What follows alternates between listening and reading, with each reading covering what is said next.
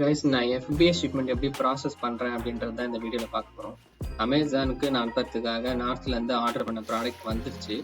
So அந்த பெரிய பாக்ஸ்லேருந்து உள்ளே பார்த்தீங்கன்னா சின்ன சின்ன 6 பாக்ஸ் 8 பாக்ஸ் இருக்குது. சின்ன சின்ன பாக்ஸு. அந்த ஒவ்வொரு சின்ன பாக்ஸ்லேயும் பார்த்தீங்கன்னா 24 குவான்டிட்டி இருக்குது.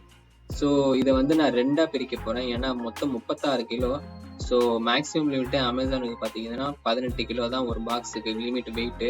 ஸோ அதனால் ரெண்டுத்தையும் தனித்தனியாக ப்ராசஸ் பண்ண போகிறேன். ஸோ அதனால் நான் ஏற்கனவே வந்து பாக்ஸில் இருக்கிறதெல்லாம் எடுத்து அந்த அமேசானுக்கு தேவையான ஷிப்மெண்ட் லேபிள்லாம் உள்ளே ஒட்டிட்டு அந்த சின்ன சின்ன பாக்ஸை திரும்ப டேப் அடித்து ஒட்டி ரெடி பண்ணிவிட்டு அதுக்கப்புறம் தான் நான் இந்த பேண்டு வந்து கட்ட போகிறேன்.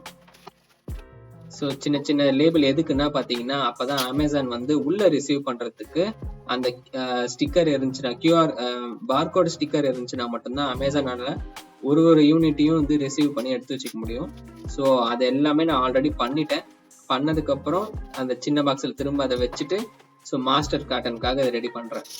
இது வந்து மொத்தமாக டேப் அடித்து அனுப்ப முடியாது. ஸோ அதனால் நான் வந்து இந்த மாதிரி 2 பாக்ஸாக பிரிச்சுட்டேன்.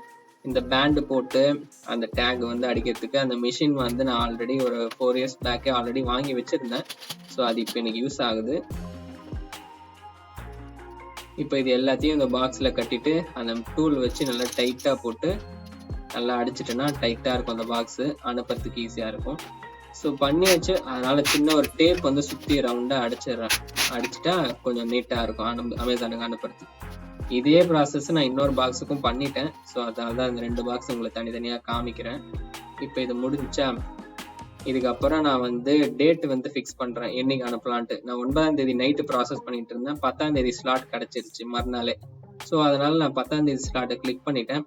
கிளிக் பண்ணி சில ஒர்க்லாம் பண்ணணும். அதெல்லாம் ப்ராசஸ் பண்ணதுக்கப்புறம் எனக்கு காஸ்ட் எவ்வளோ வருதுன்னு பார்த்தீங்கன்னா என் வீட்டிலேருந்து அமேசானுக்கு 560 ரூபா கட்டுது 2 பாக்ஸுக்கு. அதை கொடுத்தாச்சு. ஸோ 2 பாக்ஸுக்கு தனித்தனியாக லேபிள் எடுக்கணும்.